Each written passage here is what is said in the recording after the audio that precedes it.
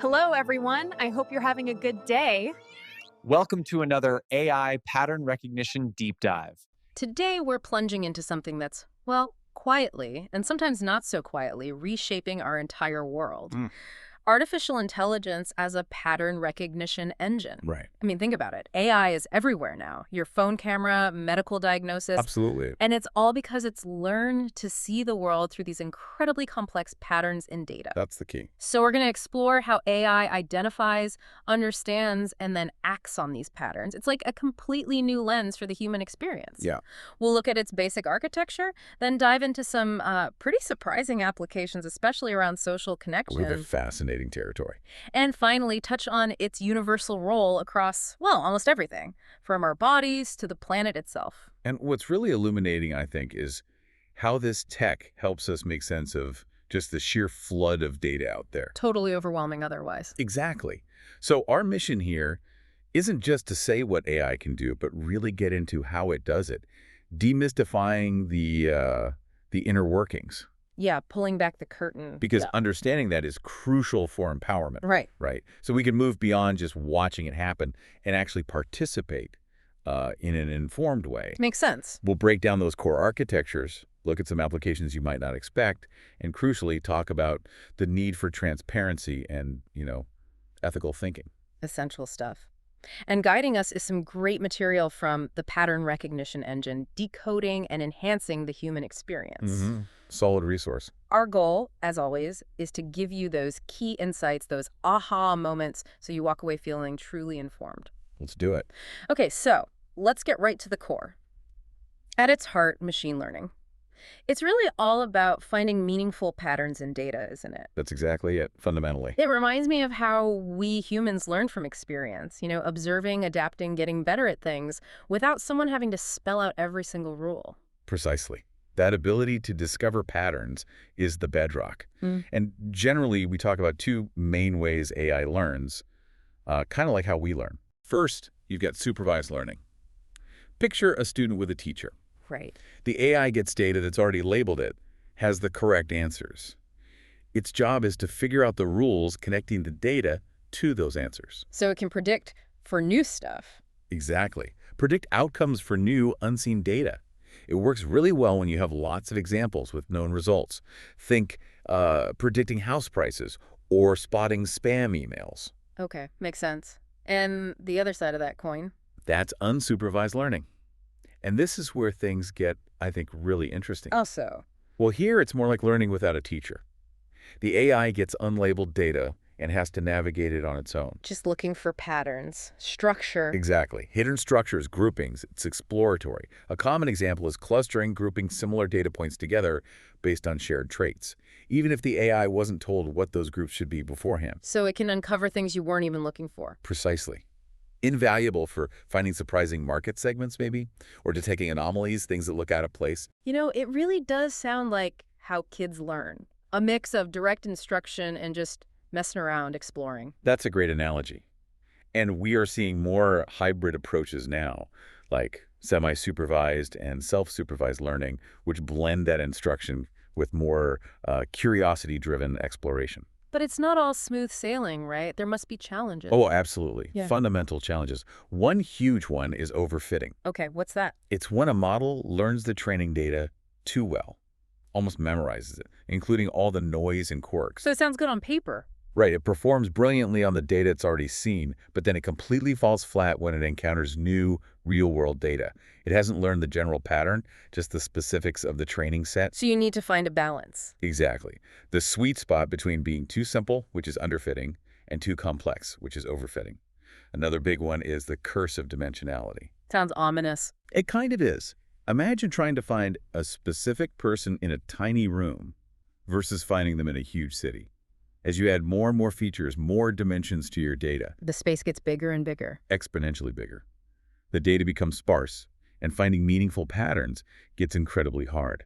It really raises the question, how do we build models that aren't just accurate on past data, but are robust and can generalize wisely?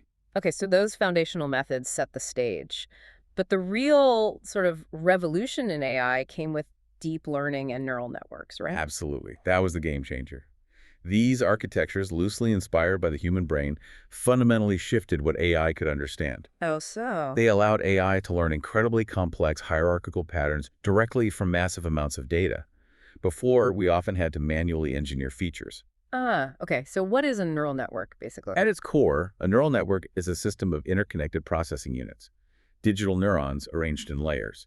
You have an input layer, one or more hidden layers, and an output layer. And the connections matter. Critically, information flows through, and during training, the strength of those connections, the weights are adjusted. That's how it learns. It figures out these complex, nonlinear relationships without explicit programming for every scenario.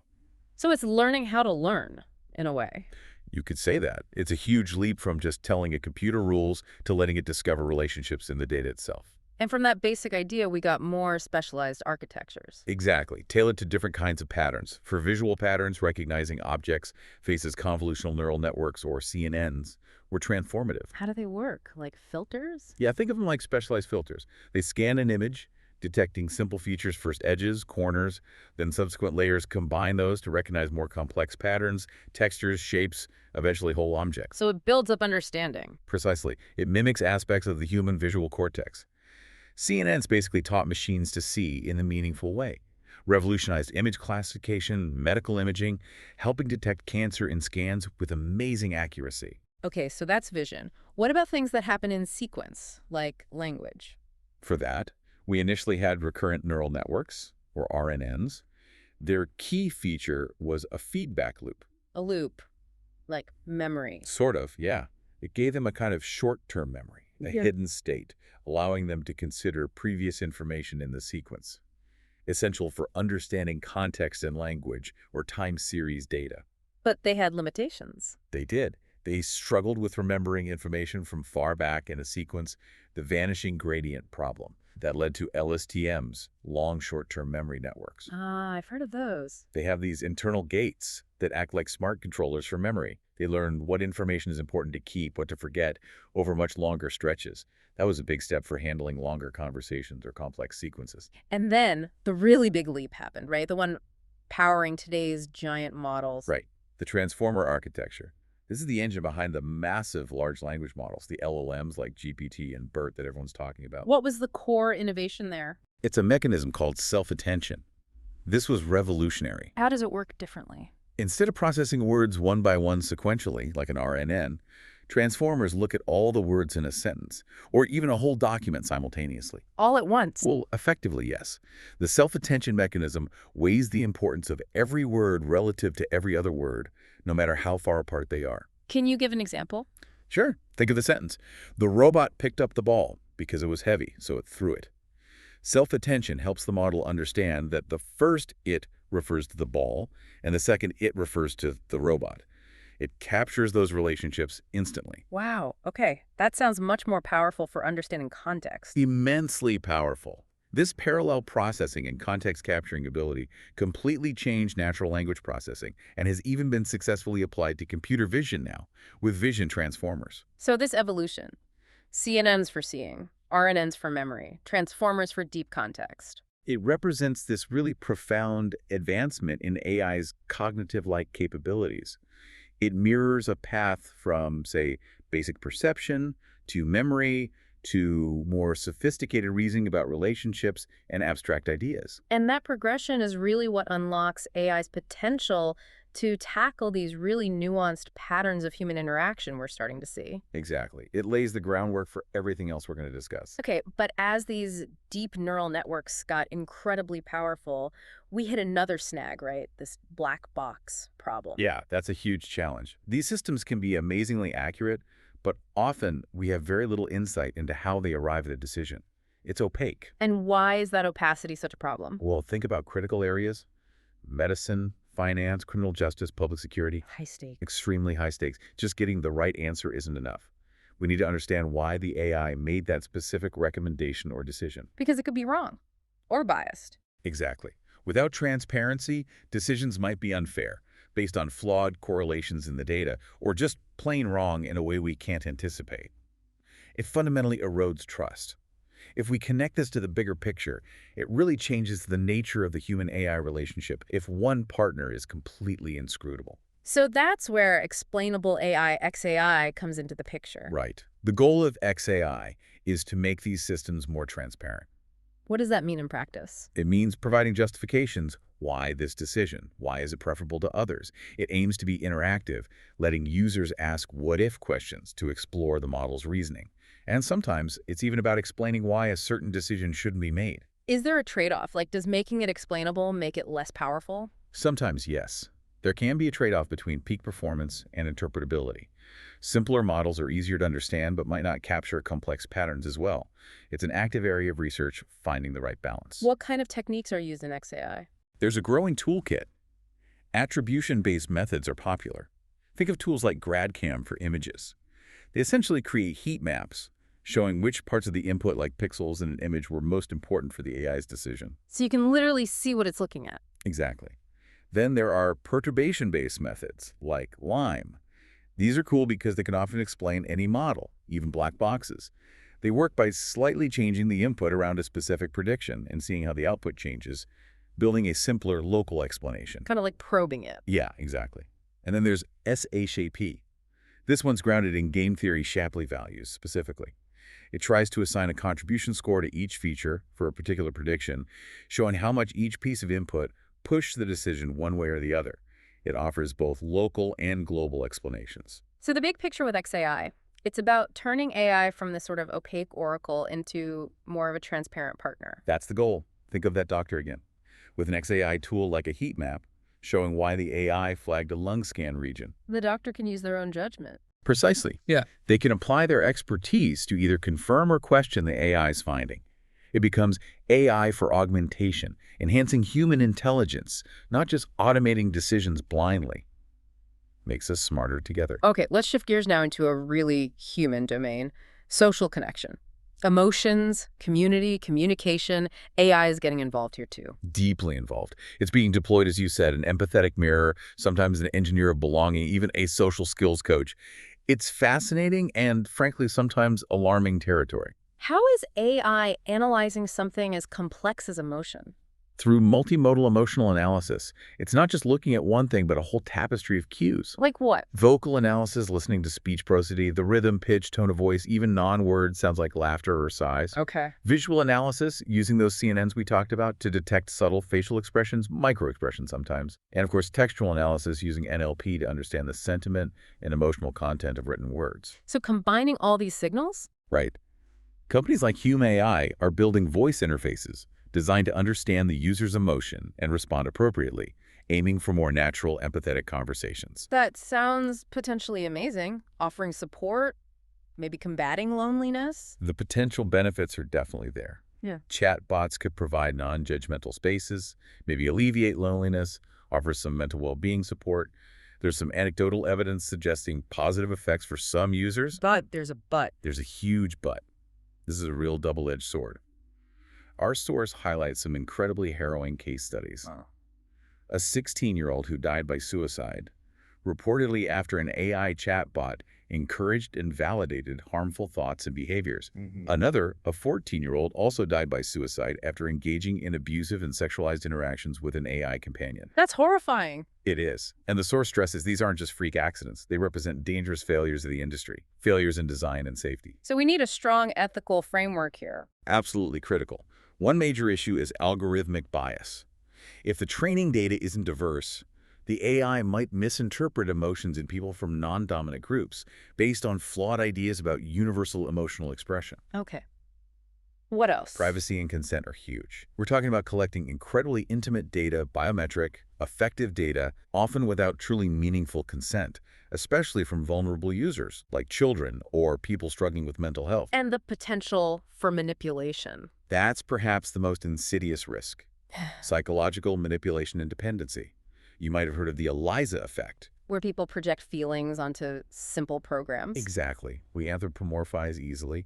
And many current AI companions are designed to be almost sycophantic, constantly agreeable, constantly validating. Which feels good initially, I guess. It creates what the source calls a paradox of validation. It might feel comforting, but uncritical agreement can actually reinforce unhealthy thought patterns, isolation, even what some therapists are now calling AI psychosis. Wow. So it could actually make things worse. It raises that crucial question. Are we creating genuine support or a dangerous feedback loop? The Force argues forcefully that the core programming of many current AI companions, always agreeable, always validating, is the exact opposite of real emotional support. Because real connection involves friction, disagreement. Exactly. Real connection involves challenge, setting boundaries, navigating difficulties together, not just an echo chamber. Okay, moving from the individual to the group, AI is also getting involved in building and managing online communities, engineering belonging, as you said earlier. That's right. It's a significant shift from the old static forms to these dynamic, often AI-managed digital ecosystems. How is AI managing communities? Well, it can significantly cut down the workload for human community managers, the source mentions, by up to 40% in some instances. Freeing them up for other things. Right, allowing humans to focus on more strategic growth, deeper member engagement, resolving complex issues. What specific functions does the AI handle? Quite a few. Personalized recommendations connecting people with similar interests based on their past activity. Engagement automation using chatbots for FAQs, or systems like YellowDig that generate community recaps, or discussion prompts to keep things lively. Moderation, too. Yes, automated moderation is key for detecting spam, hate speech, and other harmful content, aiming to make online spaces safer. And analytics and insights, tracking community health, sentiment, even using predictive analytics to identify members at risk of leaving. And this works? The metrics can be impressive. The source cites examples showing up to a 28% increase in member retention in AI-managed communities. But there's a tension here, too, isn't there? A critical tension, yes. AI is brilliant at optimizing for quantifiable metrics, engagement rates, post counts, likes often using prompts, and gamification. But real connection isn't always efficient. Exactly. Genuine human connection can be messy, inefficient, unpredictable. What's fascinating here is this subtle but profound tension. Are we fostering deeper human bonds, or are we just creating highly efficient engagement loops that merely simulate the feeling of belonging? So we might be optimizing for the wrong thing. There's a risk of that, a risk of subtly reshaping social norms, maybe valuing the performance of community over the actual presence and depth of connection. Interesting point. Okay, let's look at another angle. AI as a coach for social skills. A digital gymnasium. I like that term. The core technology here is AI roleplay. The AI acts as a responsive conversational partner, simulating different social scenarios for skill development. Like practicing a presentation or a difficult conversation. Precisely. And the key benefit is creating that safe-to-fail environment. Meaning you can mess up without real consequences. Exactly. You can practice that tough talk with your boss or a sales pitch to a client without the real-world social or professional risks. It gives you freedom to experiment, make mistakes, learn from them without judgment. That's huge for building confidence. And it gives feedback. That's the other major advantage. Huh. Personalized coaching and real-time feedback. The AI can provide real-time analysis on your speaking pace, use of filler words, tone of voice, even word choice. Tailored to you. Yes, creating personalized learning pathways. It identifies your specific skill gaps and adjusts the difficulty dynamically, keeping you challenged but not overwhelmed. Are companies actually using this? Oh yeah. In corporate training, platforms like Udemy are used by major companies, Google Cloud, Snowflake, to certify thousands of employees on things like sales pitches or manager interactions. The source mentions one case-cutting customer support call certification time by a staggering 90%. Wow. Any other applications? Yes, in therapeutic and educational settings. It's being explored to help individuals with social communication disorders, maybe people on the autism spectrum, using AI characters in virtual environments like in the EchoEase project. But does practicing with an AI translate to the real world? Isn't human interaction messier? That is the crucial question, the potential long-term risk. If you primarily train in a predictable, rule-based AI environment, you might develop brittle social skills. Brittle, meaning they break under pressure. Potentially, yes. Skills that work fine with the AI might fail to transfer effectively to the chaotic, emotionally charged, and unpredictable nature of genuine human interaction.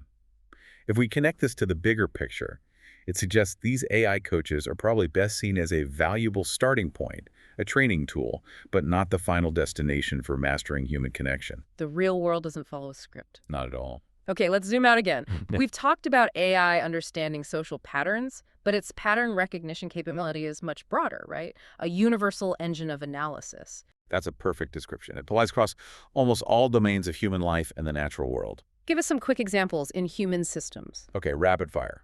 Behavioral and psychological. AI detecting relationship breakups just from Reddit posts, or predicting flu outbreaks. LLMs are even used to simulate human subjects in research now. Okay. Educational. Those adaptive learning platforms creating individual paths. Biological and health. Genomics, alpha genome predicting gene regulation. Medical imaging, as we mentioned, cancer, Alzheimer's.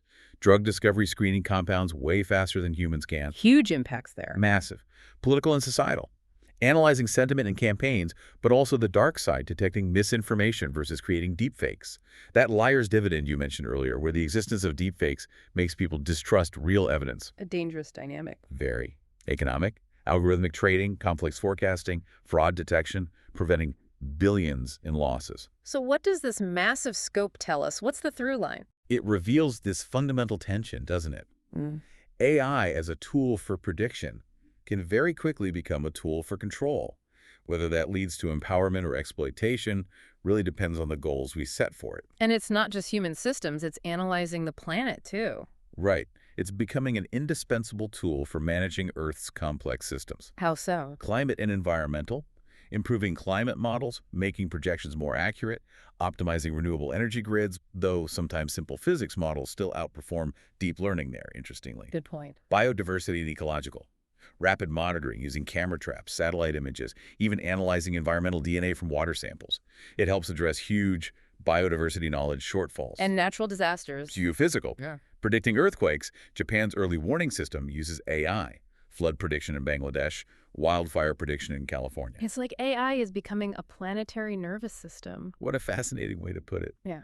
Yes, synthesizing these vast, disparate data streams into a near real-time understanding of Earth's health and risks. That capability brings huge responsibility, though. Immense moral and political responsibility, especially regarding equitable access to that information and the actions it enables. Okay, so we've seen AI as this powerful pattern engine across the board. How do we tie all these threads together? How do we steer this thing ethically? It demands a really deliberate approach. We need a blueprint for human-centric AI tools. What would that look like? What are the design principles? Things like explainability by design, building transparency in from the start, not as an afterthought. User empowerment, ensuring the AI augments human agency, doesn't undermine it. Robust ethical safeguards anticipating and mitigating harms. And crucially, genuine human-in-the-loop collaboration, making sure human judgment remains central. The source suggested some specific tool concepts based on this. Yeah, some really thought-provoking ones. Imagine that XAI-powered empathy coach we touched on. Instead of just labeling an emotion, it explains its reasoning based on multimodal cues. Giving insight, not just a label. Exactly. Faster pace, use of deadline, higher pitch, often correlates with stress. Maybe ask if they need support. It prompts empathetic action based on explainable patterns. What else? A community weaver robot, maybe for isolated elderly people. It wouldn't force interaction, but analyze interests and gently suggest connections. Mrs. Davis also loves classic films. She's looking for someone to watch Casablanca, using patterns to gently nudge human connection. Subtle. I like it. Or a cognitive collaborator device or software. It learns your focus and distraction patterns. It might suggest, you've been focused for 45 minutes, maybe a 5-minute break now. Or help clarify complex material you're struggling with, augmenting your own cognitive processes. These sound like tools focused on augmentation, not replacement. That's the key. And looking globally, this kind of human-centric AI could be a massive accelerator for the UN's Sustainable Development Goals. How so? Health, education, climate action, sustainable cities, agriculture. AI tools could potentially accelerate progress on nearly 80% of the SDG targets. But there are global challenges too. Huge ones. Managing systemic risks AI might introduce in power grids or financial markets, bridging the AI divide so developing nations aren't left behind, and establishing global norms and standards for safety, ethics, and inclusion. Which brings us back to incentives. Exactly. This raises the fundamental question. Are we going to let short-term commercial incentives dictate AI's trajectory, or can we realign its immense power with the long-term interests of humanity and the planet? Because right now there's often a conflict, isn't there? The commercial model optimizing for engagement or profit. While AI for good applications aim to optimize for public welfare, sustainability, equity, that core misalignment of incentives, as the source calls it, is perhaps the central challenge. And overcoming that requires New global frameworks, treaties, policies, regulations, multi-stakeholder collaborations, a concerted effort to steer AI towards truly beneficial outcomes for all. Well, that brings us to the end of this really deep dive into AI as a pattern recognition engine. We've covered a lot of ground. We certainly have. From the basic machine learning concepts and the evolution of these powerful architectures like CNNs, RNNs, and transformers, to the absolute necessity of explainable AI to make them transparent partners. Crucial point.